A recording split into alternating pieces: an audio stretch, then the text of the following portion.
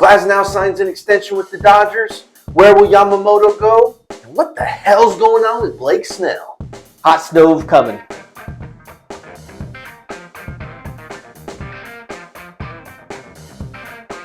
Hey guys, welcome to another edition of Lad Talk. Mason, Glasnow is going to be around for a little while. Yeah, you know what? Big righty. As long as he can stay on the field, I'm happy. But he's got to stay on the field. We definitely touched on that last time. What we don't like about this deal, we really like Ryan Pepiot. We think he's got a bright future.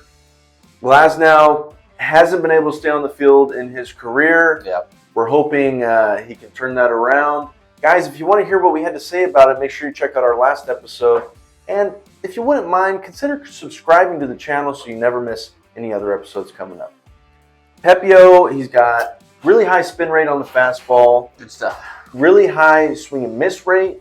Swing and miss rate as far as the stuff goes. It's when he's in the zone, he's got the high swing and miss rate. It's not just out of the zone, but when he's in the zone, they're not hitting it. And on top of that, he's in the zone very consistently. He throws a lot of strikes. I think it was 38 strikeouts to only 5 walks last year. Pretty good. It was a short sample size, but if you look at what he did last year, it's very comparable to the career average as far as innings pitched for Glasnow. Yep. Right around that 60 mark. And that's also very comparable to what Glasnow has done in the playoffs. I think he's got 45 career playoff innings, and that's right around that career average for him.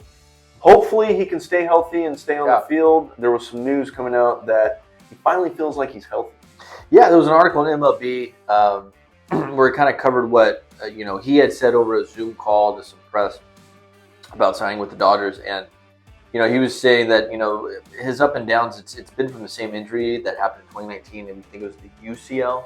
My arm hurts. So he got that taken care of, but I mean it was still kind of like that lingering injury for the last few years. But apparently he was 100% with that injury finally going into this season, but then he had an oblique injury, so he missed half the season. But after coming back, he's been 100%. And he looked really good in that playoff game against the Rangers, the World Series team. So, I mean, he had 8 strikeouts that game. As long as he can stay on the field, I'll be happy. Because he put up some good numbers. Now, everybody thinks he's an ace-level pitcher. I think he could get there. But in all honesty, right now, with a 3.5 ERA, that's not an ace-level pitcher. So we'll see. We'll see what happens, but I like the extension, especially to give up Pepiot for that long. You needed him for a longer period of control, not just 1 year. So I'm glad they got the extension if they were going to get him anyway. So that's good. $4 million also coming over in that deal from the Rays. Good. Kind of interesting seeing the Rays giving money in a trade. That doesn't happen too often. I mean, they really like Pepiot, and they really didn't want to have to pay. They really didn't want to have to pay Glasnow $25 million. So they'd much rather pay $4 million and say adios. There you go. Well, let's look into that contract extension. Yeah. It's looking like 5 years, $136.5 million. Yeah, sign me up, please. I'll do that. So it's looking like, as far as luxury tax salary, he's going to be making right around $27 a year. Okay. And then in 2028, he's got a club option that's worth $30 million. If the Dodgers decline that, he has a player option that he can agree to for right around $21.5 million. Most likely going to be around until 2028 with this new contract extension. Playing alongside Ohtani. It was funny, during that same article, I watched the video interview, and he was like, as soon as he saw that happen, he thought, man, I want to go play on that team. And it happened. That's so funny. And where's a California native, right? Southern California native. Santa Clarita. So he said that he's always wanted to be a Dodger. I hope he proves us wrong. I hope he's successful. We're Dodger fans. We want to see him do well. Yep. Track record hasn't been there, but I hope he proves us wrong. I hope he does too. I mean, he could be, when Ohtani comes back, he'll probably be the guy. But we need somebody like that. We needed somebody to come over, especially losing Julio to his dumb stuff. Kershaw's back. He's not what he once was. I don't know if Buehler's going to be able to come back and be the ace-level pitcher that he was. Ohtani's not pitching this year, so good to get him. They got to get somebody else. That's a great start. And with Kershaw, it's not guaranteed that he'll come back. Yeah. Will he? Most likely. Probably. You'd love to see him come back. He should retire as a Dodger, but it's not guaranteed. So, there's still a lot of questions with this rotation. You're going to need to go get at least one, if not two more guys to fill this thing out. I agree. Speaking of which, let's move on to our next topic. Yoshinobu Yamamoto. Fantastic guy. Where's he going to go? When will he decide? I remember reading he has until January 4th, either the 4th or 6th. I think it's going to happen before that. A lot of the articles we've read, experts, that they've said it's going to happen before that. I think it's going to happen very soon, within the week. It could happen within 3 days. They were saying that it's really going to ramp up now. The bidding, that was the word they used. The bidding for Yamamoto is really going to ramp up right now. So it could happen tomorrow. It could happen in a week. It could happen January 4th, but I think it's going to happen sooner than later.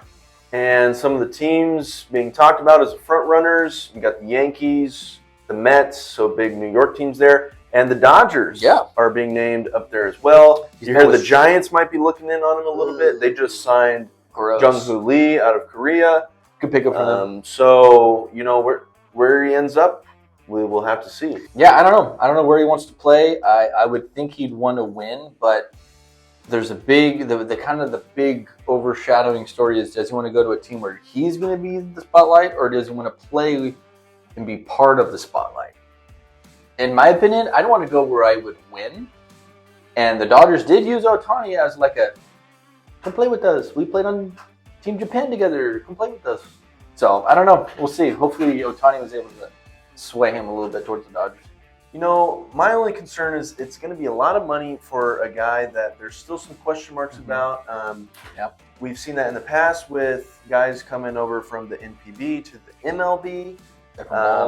Different ball. It's a little bit smaller, different workload. They're more on a 6-day rotation as opposed to the traditional 5-day that you see here in America. That's something that the Dodgers, I don't think, would be too foreign to. They kind of used that same method last year.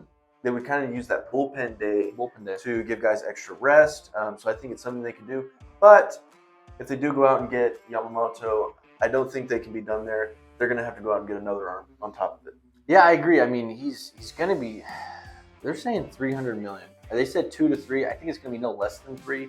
It could even go a little bit more for teams that are really bidding. This bidding war is going to go on because other than Ohtani, he's like the biggest free agent that's going to come out of Japan in I don't know how long, apparently. I mean, he's really legit. He's my height. He's like 5'10". That's it. It's crazy, and he's pitching high 90s. So it's going to be interesting. They got to go after him. The Dodgers have endless money, so they got to go after him. If they do, you still got to get somebody else, and they can afford it. At first, I was kind of thinking, well, they can either go over Yamamoto or 2 other guys like Montgomery, trade for Burns, Cease. But at the same time, they got endless money, so go after him. Why not? You can sign him, and they get somebody else. And the World Series or bust. And the big thing with him is he's only 25 years old. Yeah, that's why he's going to get so much money because, I mean, he's going to sign a 10-year deal for that. It's not like $300 million or 5. It's 10 years. He's probably going to get a 10-year deal. Do you think the Dodgers are going to sign another 10-year deal? I don't know. Questionable, that's questionable. I don't know. They can afford it, but at the same time, do they want to? Do they want to do that? I don't know. We'll see. So one final thing that we'd like to touch on, Blake Snell. Hasn't been too much talk about Blake Snell at this point. Yeah. Kind of surprising. It's very surprising. I mean, he's the reigning Cy Young winner of the NL. So, I mean, I don't know. High walk rate, like you had mentioned, I've mentioned before, but at the same time, he pitched out of it. He was pitching out of it. So he was a gem for the Padres. He's been a thorn in the Dodgers side. So I really hope it's either going to be between the Angels, the Giants, and the Mets, right? I hope it's not the Giants because I'm tired of seeing him in the National League because he kicks our butt every time. If he goes to the Angels, which I think is the perfect fit, he's got to get used to losing. But if he goes to the Mets, they're the Padres of the East. So, I mean, they know what it's like to lose too. So he's got to get used. Although the Padres are used to losing. So maybe the Angels would be a perfect fit. He's used to losing, but at the same time, the Angels need him. Go out and get an arm, Angels. Who do they got? Who do the Angels have? Patrick Sandoval. And that's all that I can think of. I can't think. Lost Ohtani. Giolito's not there. What's going to happen? You got to go get a pitcher. Go get Blake Snell. Go get Blake Snell. I mean, you got money. You don't have to pay Ohtani anymore. Angels trying to win. You got to get some pitching. Got to go get some pitching. Got to go get some pitching. Like you mentioned, the high walk rate led major leagues in walks. Lowest ERA in baseball, though. I think he's going to wait and decide after Yamamoto has decided. I could see him signing as late 100%. as into January, early February to kind of just see what he can really squeeze out of the market. some team is going to need him, and some Yeah. team is going to want to go out and get him. He's a great arm. He's a top end arm. Yeah, I would say ace level pitcher. Depending on the club he goes to, Angels, he would be the ace. Mets, he would be the top end of that rotation. So yeah, it's interesting. We'll see what happens. I'm excited for it. I think you're right. Nothing's going to happen before Yamamoto because he's just end all be all right now. Everybody's going to go after him, and then I think things are going to start trickling down faster. Yamamoto, and then everybody else. Yeah. Well, guys, this will likely be our last episode before Christmas. If Yamamoto does make a decision in the next couple days, you might hear from us. But if not, Merry Christmas, and let's go Dodgers. Adios.